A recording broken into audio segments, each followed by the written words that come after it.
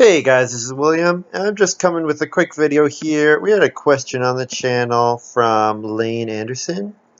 Will, would you mind helping me out a bit? I drafted Family Counselor after seeing its nice power, but it really didn't go very well for me. Do you have any tips, thoughts on it? Also, what do you think of Field Watchman in a two-player game?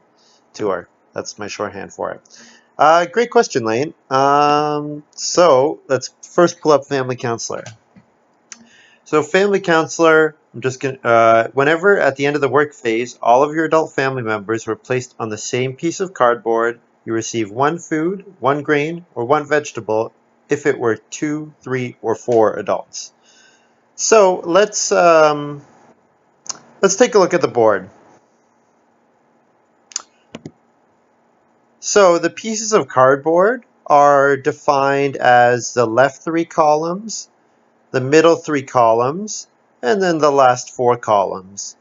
So early on in the game, especially in the first, obviously in stage 1, most of the action spaces that are available to you are on this board because there's only 4 available over here, and of course the round cards that you turn over. Now in stage 1, we should remember what are the actions available: sow, bake, sheep, major, minor, and fences. Most of the time, you do not use any of these cards in stage 1. And just to be clear, stage 1 is before the first harvest. So the only exception being if you take clay, build a major improvement, and then take sheep. Okay? But the reason that you would do that early on is because you are going for food. And if you're going for food, then you might want to go on major, minor, and sheep. However, most of the time, you can pretty easily get through stage 1 without going on any of those actions.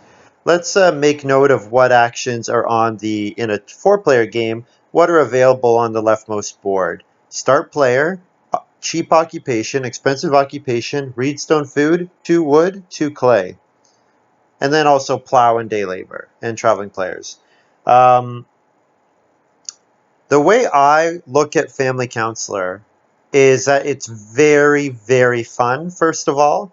But the other thing that I really like about it is that you could play your game almost entirely normally, and then every time you have your last action, you can treat the board that if you're in a position to activate the Family Counselor, you can look at your board and say, hey, I have 2 of my 3 people on the same board already.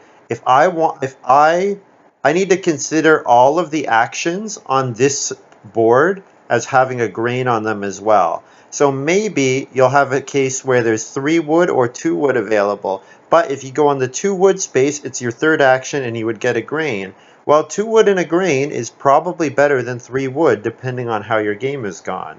Another thing to consider, in stage 1, if you can get 4 food out of Family Counselor, that is ridiculous.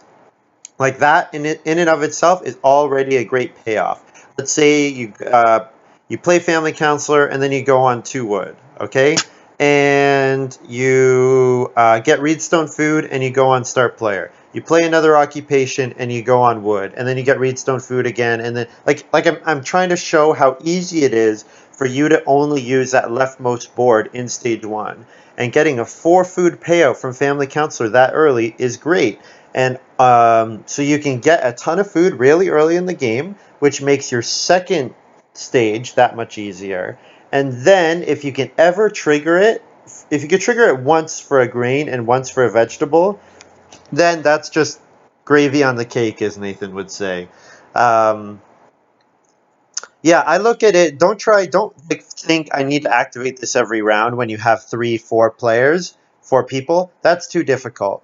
What you should try to look ahead to do is maybe hey, coming up, I'm gonna family growth next round. What else am I gonna do in that round? Well, maybe that's a good time to do major minor. Maybe it's a good time to take fishing. Maybe you're able to do some fences or whatever, right? If you can plan to get a grain out of it and get a vegetable out of it, and you've gotten four or five food as well, that is an excellent payoff. So yeah, so just to be totally clear, the way I look at Family Counselor, you can pretty much play as normal, except the only changes in stage 1 probably don't go for major minor sheep, okay? But otherwise, unless you're going to do it in the same round, like if you could do major minor sheep in the same round and get a bone and get an extra food there. But just usually, if you are going for that first fireplace, it's often the case where you're going to have to react to somebody else taking clay by building fireplace yourself, and you don't really want to be in that situation where you have to react. You want to always be able to choose the best actions for yourself. Um, so even at the worst case, play Family Counselor like normal, but every time you get to your final action, ask yourself, am I in a position to activate the Family Counselor here? And if the answer is yes, you have to consider all the actions on that game board as also having a grain or a food or a vegetable on them. But yeah, the reason the card's power is so high, if you compare it to a card like, say, the France deck card that gives a grain and a vegetable, okay? That's an instant loan, but you have to pay it back at the end of the game. Family Counselor isn't just, first of all, it doesn't loan, so it's an action that can give you a grain and a vegetable. Yes, it takes time to pay off, absolutely, but you can get like 4 or 5 food very easily out of it as well. And that is just absolutely huge. And if you can activate Family Counselor more than once for a grain or a vegetable, then it's just really tremendous. Like, it's pretty common that in the mid-game, you're in a position where it's like, you know what, I'm going to go on plow a field, start player, and 4 wood. Like, that's on the 2 wood space. And that's like a pretty common middle stage. And then maybe once you've gotten a grain and a vegetable, you're doing sow bake, sow bake Reno, and taking fish or taking clay, whatever, something like that, right? Just trying to illustrate the way I would think about Family Counselor. Ultimately, though, people like Family Counselor because it's a very fun card. And it does reward planning out, but sometimes it's difficult if you don't have the ability, which comes mostly with experience, to predict what other people are going to do. Then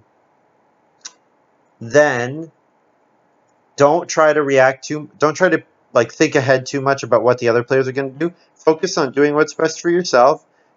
And if your last action, you have the opportunity to activate Family Counselor, well, then you need to factor that in with all the other decisions that are available to you.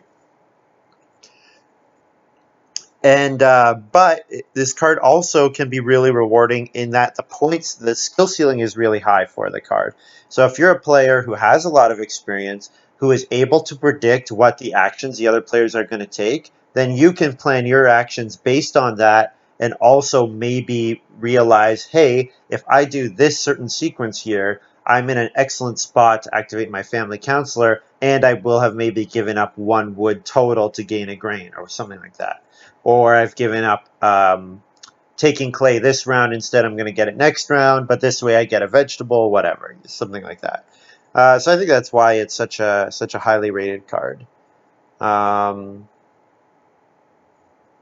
Yeah, and then looking at your other question, what do you think of Field Watchman in a 2-player game?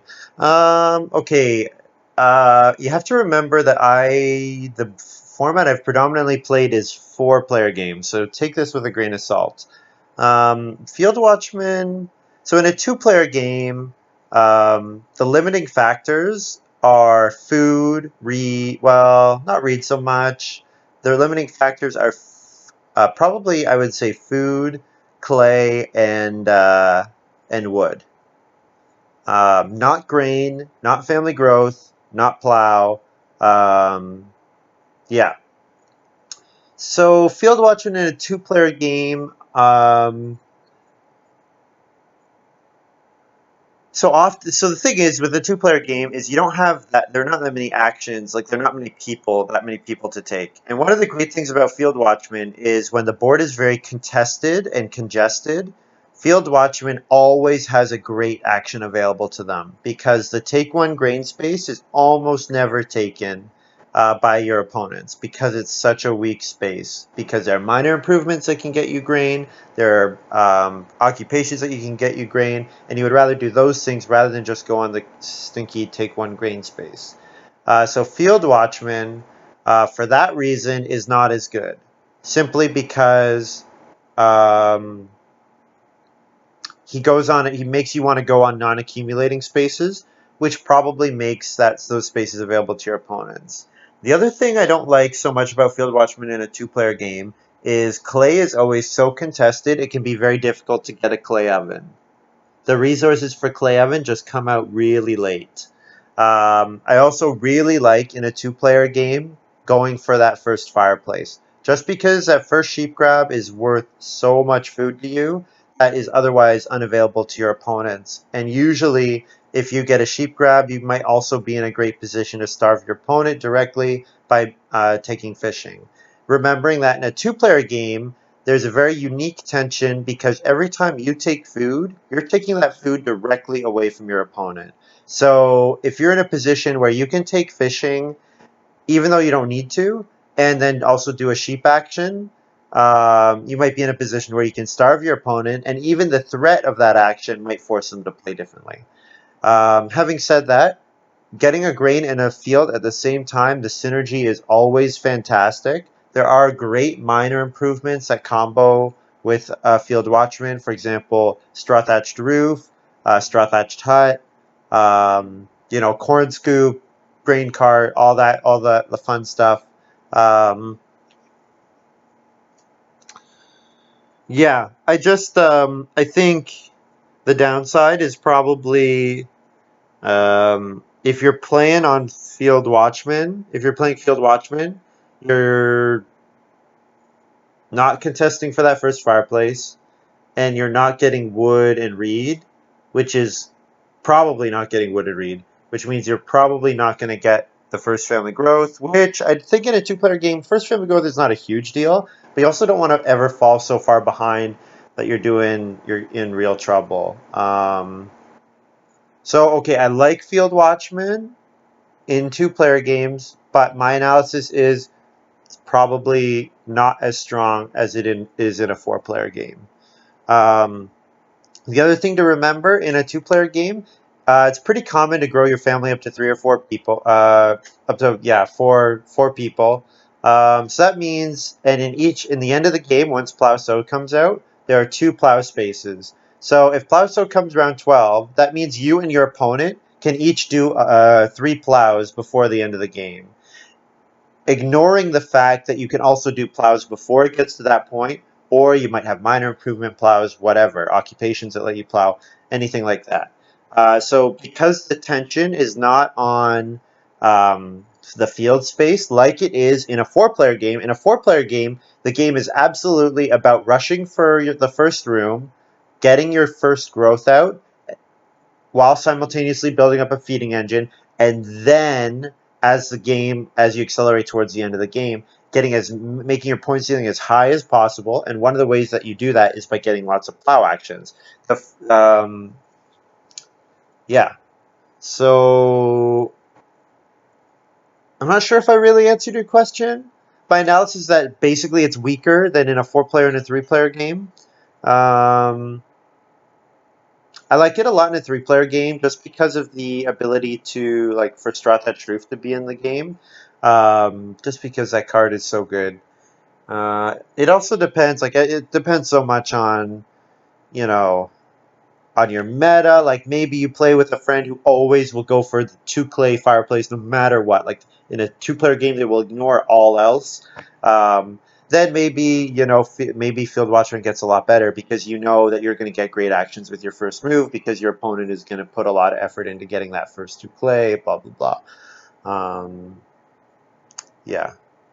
I also think in a 2-player game, there are times when 3 wood is left open, and then it's pretty much always good to go start player to get 6 wood. Field Watchman, you usually don't want to do start player all that often. You'd rather use those late actions where there's not much on the board to just go on grain and field. So,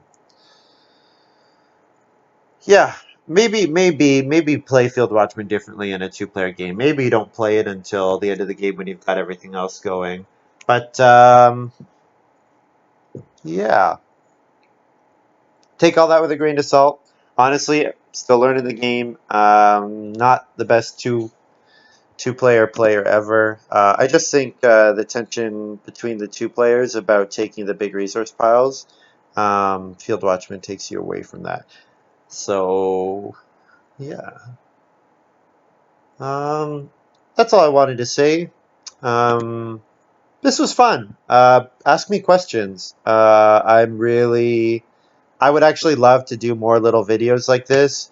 Say, hey, or send me a draft. Be like, hey, I've got this pack. What do you think I should pick given this? And, that I've drafted this already. And that, if you want to ask me questions or if you want me to do breakdowns for specific cards, you want to say, hey, how do I play this? Ask me, please ask me.